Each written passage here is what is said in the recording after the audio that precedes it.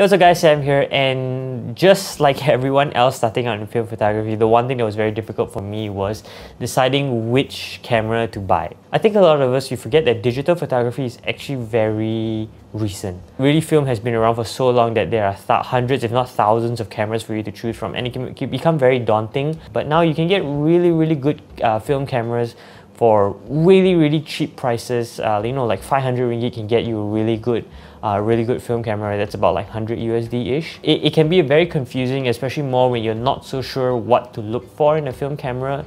And really, when it boils down to it, all film cameras are just about the same. It's about the film stock. And so today what we're going to do is I'm going to be sharing a little bit of what kind of camera that might suit you, and I'll give you some of my recommendations into which film camera you should buy for you to get started. Assuming your budget is pretty good, so I would suggest anything below 1,000. Even that's a little bit pushing it. I think about like 700 should be the max that you spend for film, especially when you're starting out. And the main reason for that is you can get like a good body and then a good lens, and that could be about like 600 ringgit, or you can get like a fixed camera, a fixed lens, that could run you about like 400 ringgit. I understand that can sound expensive for some people, but really these film cameras can last very well. And then if you know how to take care of them and you send them for repair in certain places, or you buy them from a reputable seller, these cameras can last you actually pretty long. So really, when we're talking about which film camera for you to buy, is understanding the type. So for the sake of this, especially when we're starting out, I don't suggest looking at medium format. The layman understanding for film cameras is 35mm, or in today's equivalent is what we call full frame digital cameras, but 35mm is the most common format. There is 110, which is smaller, but nobody really makes those films anymore, so we don't look at that. So we're looking at 35mm cameras only. There are mainly two kinds of 35mm cameras that you can buy. The first one is what we call an SLR, and the other one is what we call a rangefinder. So what are the differences between a rangefinder and an SLR? So this is a Canon FT-QL. This is a more generic, what you would think of when you look at a film camera, and what this is an SLR because it's a single lens reflex, meaning that whatever you see from your viewfinder is straight from the lens. So basically the picture is exactly what you see in the viewfinder of your camera. Basically the light goes through here and you see what happens. So any changes that you make on your camera, like focus and aperture changes, they are all translated into the viewfinder. So the other kind, as I mentioned, is what we call a rangefinder. And so a rangefinder is this.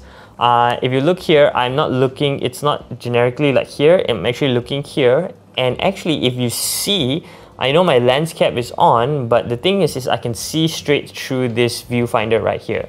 And the reason why is because the light, what I'm seeing through here is not the same as what I'm seeing through the lens. So we have what we call frame lines that are inside the viewfinder itself, and that tells me where my framing is. I do not see my aperture change. I can see my focus, and what that is like the focus. I can see the differences in focus through this what we call a viewfinder patch, where basically it lines up when it's like a ghost image, and then when it lines up, you know that you're in focus. There's two different styles of shooting when we're talking about shooting with a rangefinder versus shooting with an SLR. We're not going to go into the pros and cons because there's a whole new topic to talk about. Personally, I prefer rangefinders, but they are a lot more difficult to shoot with.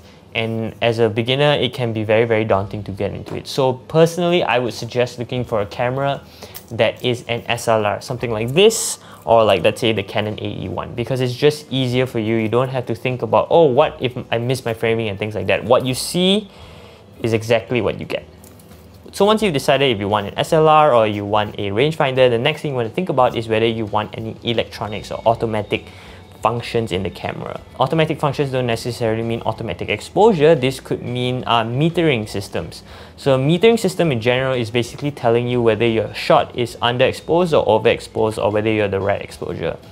Now, the one thing that's very difficult about film photography is that you're not so sure whether you have gotten the picture correctly exposed. Unlike a digital camera, obviously you can't see at the back of the screen, and so you only figure out what happens after, when it gets developed and things like that.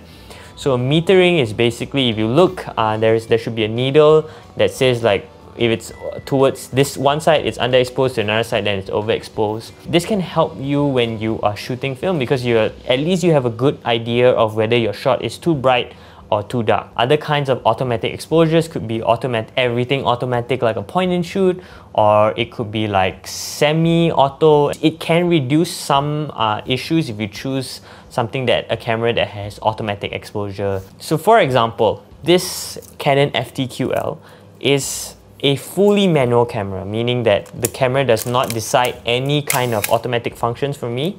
I have to manually set my exposure, I have to manually set my shutter speed, my aperture, and my focus. But what this does have, it does have a very simple metering system, and basically it just tells me if it's under or overexposed. But the thing is, it will need battery. I don't use the meter on this because I just use a meter on my phone, or I just guess using a Sunny 16 rule and things like that. This rangefinder that I have here is a fully manual camera, meaning that there are no automatic exposures, there is no electronic metering, but there is what we call a selenium cell, which is this thing right here. The selenium cell basically tells me roughly whether I'm under or overexposed, but this is a fully manual camera with no automatic metering or exposures whatsoever.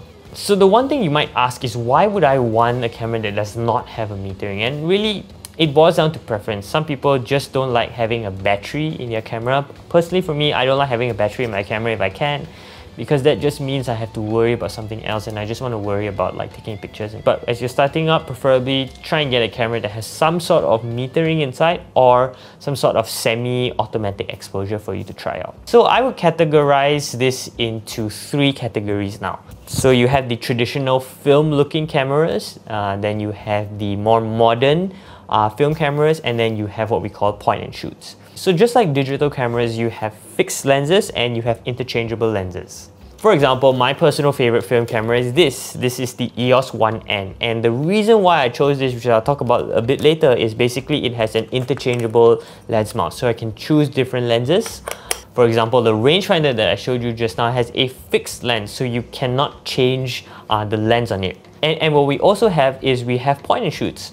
Point and shoots is basically like a point and shoot camera that you have. It's basically everything, the lens is just already fixed inside. What are the pros and cons for each? Obviously, the ones that have fixed lenses are much more compact. They're smaller to carry around, easier for you to carry around. They don't have the versatility of having fast aperture lenses. Generally, these can go for like 2.8 or maybe 3.5. Something that has interchangeable lenses like this camera, obviously, you have a lot more versatility to choose what kind of shots that you want, assuming that you have the lenses, but you obviously comes at a price of just being bigger and harder to carry around. So it's up to you whether you want something that's more portable or you want something that fits your creative vision. There's nothing wrong with either one, it's just what you want the most. Obviously, this is generically the film camera kind of look. But a lot of people forget that there are a lot of modern film cameras which are this, like what I said, the EOS 1N, and this is kind of like the precursor to modern Canon digital full frame cameras. And when you pick up one, if you've used any modern digital Canon camera, this would feel very much at home. And the main reason why I chose this is because of this one. This uses the Canon EF lens mount. And what this means is that I don't have to buy specific lenses for this camera. I can interchange between these two, and it just makes it easier because I don't have to buy a new set of lenses just so that I can shoot on a film camera. Another benefit of the more modern film cameras is that these have automatic exposures, or these have semi-automatic exposures, which can help you in getting correct exposure. But I don't have to worry about, oh, which aperture should I choose? Which shutter speed should I choose? Obviously, your ISO is going to remain the same, but the camera, for the most part, is going to decide what settings you're going to use, and that just makes it easier when you're starting out. I've had this argument with people that it takes away from shooting film, it takes away from the analog feel. But in my opinion, I'm only here to shoot pictures. It doesn't matter how I got the pictures. Ultimately, in the end, what matters is the picture that's being taken. But this just makes it easier for me to shoot because I enjoy taking pictures. I don't really enjoy like worrying about how the pictures are going to turn out at the end. One thing about modern film cameras is also they have autofocus, which is not super accurate, I admit, but it does help when you are not so used to shooting manual focus, and you can always choose to turn it off if you want to. But I do want to say manual focusing on a much more traditional film camera is much easier because there is a patch in the middle that you can line up to get to know whether you're in focus. For modern film cameras, they don't have that, and the main reason for that is I think they just want you to rely on the autofocusing more. If you've tried manual focusing on a DSLR, you know how difficult it is. It's the exact same thing with a more modern film camera. So the other thing that you can think about is a film point and shoot camera. So point and shoot cameras are just as what you think it is you just point and snap. So the benefit of this is that obviously everything's automatic. If you're thinking just about taking snapshots, I would suggest you look at something like a point and shoot, because it takes away from the difficulties of shooting or taking photos. It's just really just pointing and snap. It's like taking on your phone, but you have a more, like a physical feel of the camera. And also these are very compact, and most of these they have flashes, so it's easy for you to shoot in different kinds of situations. So I just want to wrap up with saying like this: there is really no right or wrong way to choose a film camera. I want to just give you a bit of advice on which camera I think is the best. And the first one, if you're looking for a more traditional looking film camera, I would suggest this Canon FD if you can find it. It's a little bit hard to find, but the easier one to find is a Canon AE1. I haven't shot with it much, but the reason why I suggest it for beginners, and why a lot of people suggest it for beginners, is because it tells you which aperture to put at to get the correct exposure. It's just easier so you don't mess up your exposures. It's easy to learn. It has the same, that forward mechanism, like forward winding the film and things like that. It has all the benefits of an analog film, with sort of like helping you with a little bit of digital things. You have to keep in mind that there are batteries for it, and those batteries I think the batteries are a little bit not as common. You can't really get them everywhere. Don't quote me on that, but I can't really remember for sure. So you have to keep that in mind. Certain other film cameras that take batteries also, those might be very, very weird batteries, so you got to keep those in mind as well. So that's why I would generally suggest a fully manual camera if you can, but for beginners, just get something like a Canon AE1. Or another kind of film camera that I would suggest is any of these Canon EOS series, Rebel series. The main reason for this is exactly the same as my EOS 1N. It has all automatic exposures, it has autofocus, it takes EF glass, EF camera lenses, which is very, very easy for you to get, and they're very, very cheap in the second-hand market. So you can get a 51.8, probably already have the Canon 51.8 around in your house somewhere, and it just helps you, don't have to worry about exposure, just worry about understanding how film works. And obviously, once again, if you are looking for a point and shoot, just grab any point and shoot that works. As long as the flash is working, just go for it. You can't go wrong with any film point and shoot that you can get. I'm also kind of new to film. I just wanted to share my thoughts and ideas and things that I've learned, because I understand what it's like going through, and not many resources that help you. There's a lot of people that review film cameras, but they don't really help with the basic idea of film, and I found it very difficult. I found it a lot of help to learn from other people, and so hopefully I helped somebody out. If any questions, just drop me in the comment below, or in Instagram here and here.